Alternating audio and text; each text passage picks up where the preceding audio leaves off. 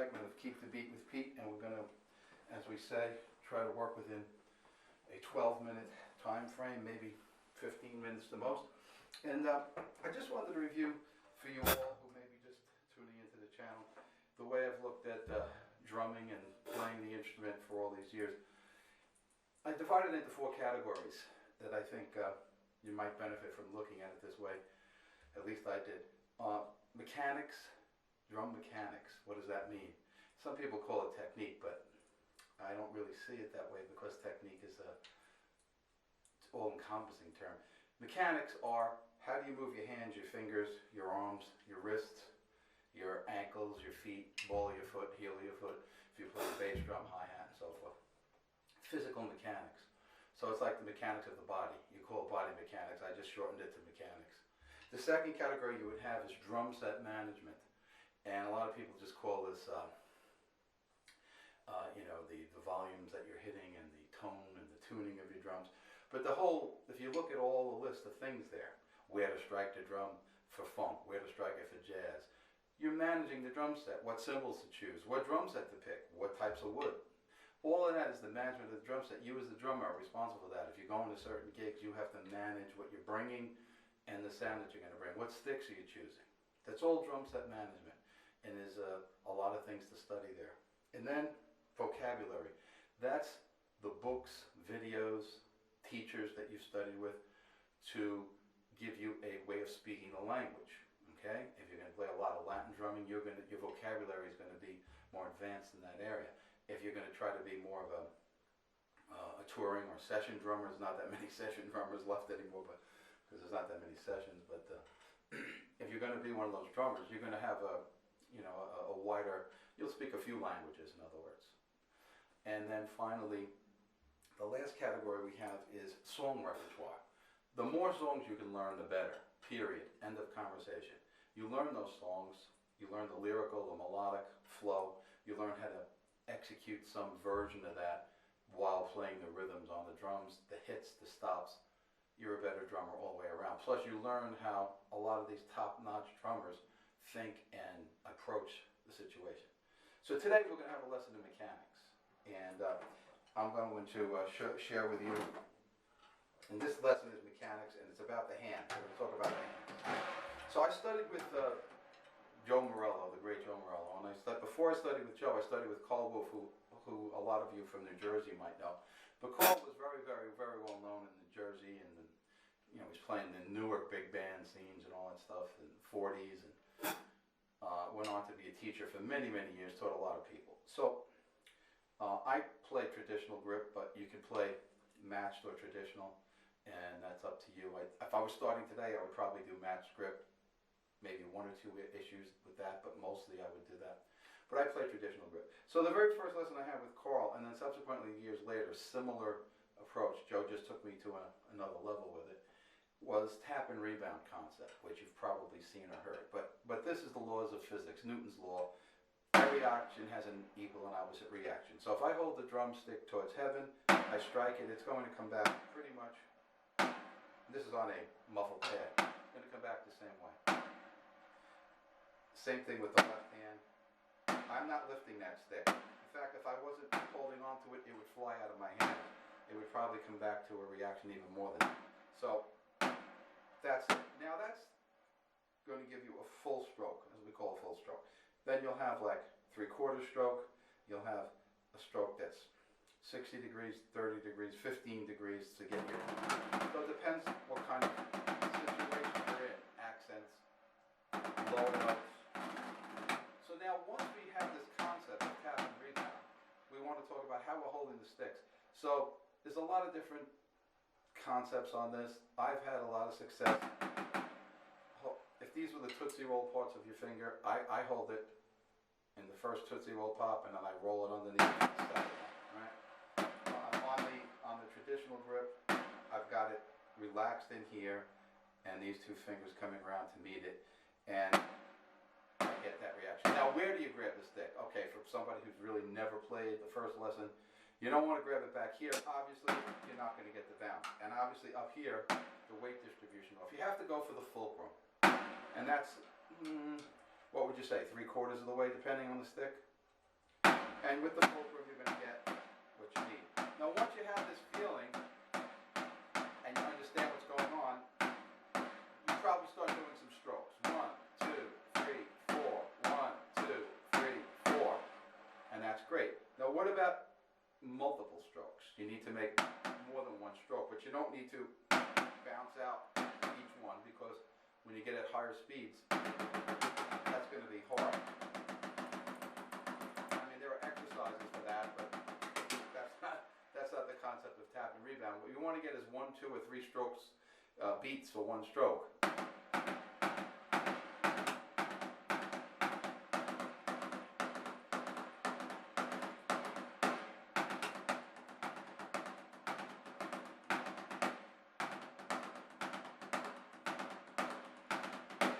Spaced properly.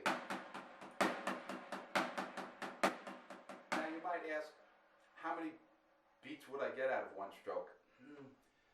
A full stroke depends upon the response of your snare drum head. Let's say it's a snare drum. Of the different drums have different response levels, as you know. Electronic drums even have different response levels. But you might get about, I found 6 or 7. They're not evenly spaced, but you might get 3, 4, 5, 6, 7 over the years. 1, 2, 3, 4, 5, 6. 1, 2, 3, 4, 5, 6, 7. 1, 2, 3, 4, 5, 6, 7. 1, 2, 3, 4, 5, 6, 7. Without any extra little goosing it, 6, 7 strokes, but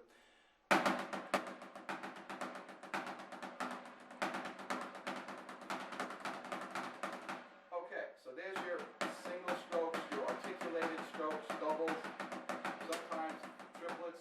For practical purposes, you're not going to be doing too much more than that. Yes, in soloing, you may want to incorporate all this razzle-dazzle stuff. Fine. So now you have the single stroke, double stroke, various rudiments, slams, drags, and then roughs.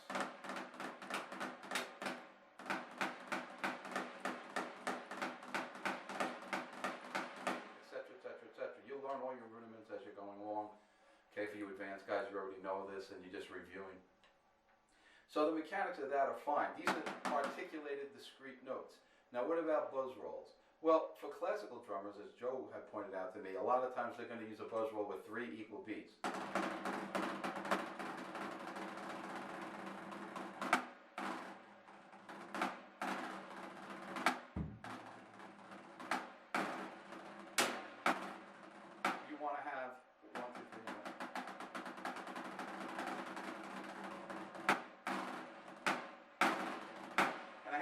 Paper here, because the way Joe describes it would be you want this sound. The buzz roll all the way through is this. The whole roll, though. Imagine this paper being 100 yards long.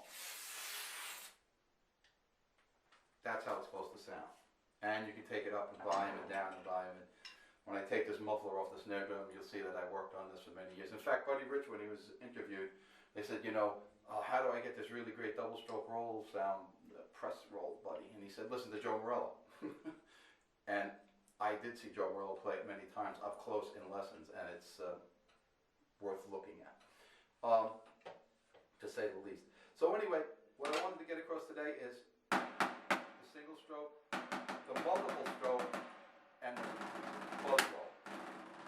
Now in jazz and in funk and stuff like that, you might see the whipped cream roll, different ways of approaching it.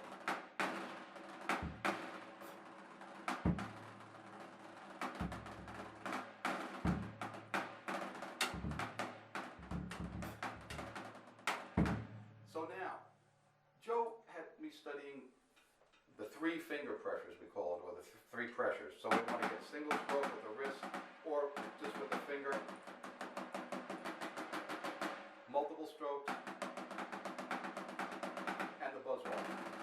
And there's a good exercise in accents and rebounds. Joe studied with George Lawrence Stone, as most of you know, and he also wrote several great books, and Master Studies is one of them. There's a good exercise in accents and rebounds where it's single stroke roll, double stroke roll, and buzz rolls, and so you would have phrases like.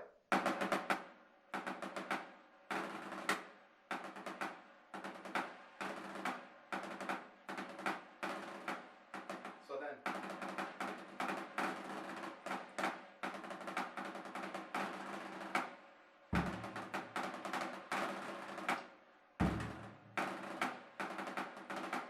So you're changing between the pressures during this exercise, and you're.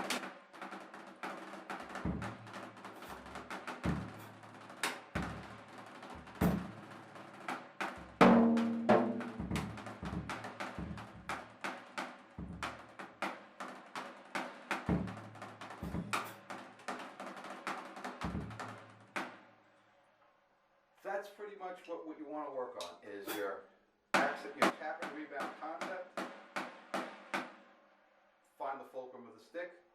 Understand that a lot of this is happening from the wrist.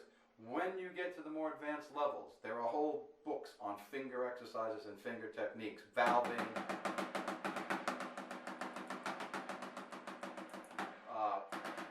Sometimes Joe would play over this way. People are going to use French grip. That's coming from the fingers underneath. You see Buddy Rich did that sometimes. You'll see a Jojo Mera video where he covers all these different techniques. Molar technique. One-handed roll concept, right? Coming from the fingers mostly.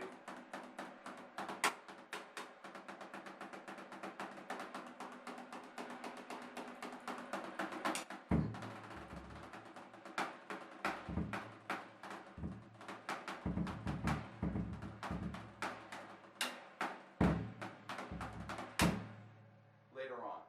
The beginning, wrist strokes, wrist. Do not, here's what you do not do. I don't like to show the knots so much, but do not lift your arm and your forearm up. That's, if you want accent, you do that. Don't keep your hand stiff and absorb all that shock into your body. Just a quick story, when I studied with Joe, he told me that so many drummers were getting carpal tunnel that some doctors, surgeons were coming to Joe after they saw his video. Playing natural technique, just find out how he had played all those years and had no problems. And the thing was that he was pointing out to them that a lot of drummers, even especially rock, but other genres, by playing the wrong way, you're absorbing all that shock into your body. It's going right from the stick, right into your hand and your wrist. So with the tap and rebound method, you can get as loud as you want. You can learn how to use your shoulders. We'll talk about other mechanics, and your forearm to make different accents, dropping, snapping the wrist, depending on the speed you're trying to play. But the main thing is, do not absorb all that into you. No matter how hard you have to hit, it's not this. You can just feel the pain, right? So don't do that. And don't lift your arm up and down like this without moving your wrist. I don't even get what that's the Frankenstein drummer. I don't get it. I never did get it if anybody does that. I can go very high and very powerful with my wrist snapping.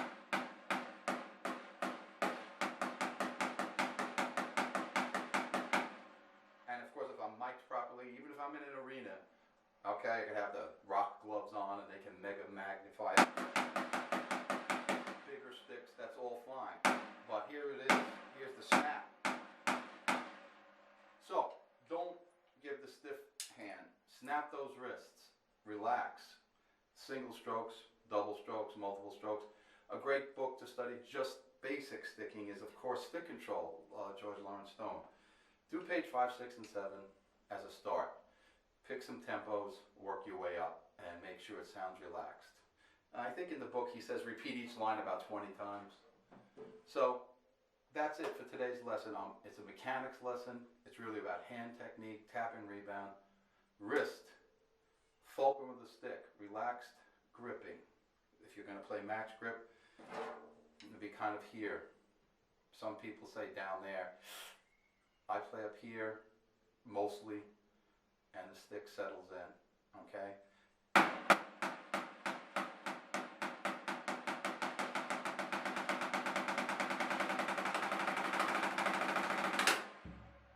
That's it for today. If you like it, please hit the subscribe button. That's it for today's Keep the Beat with Pete. See you next time.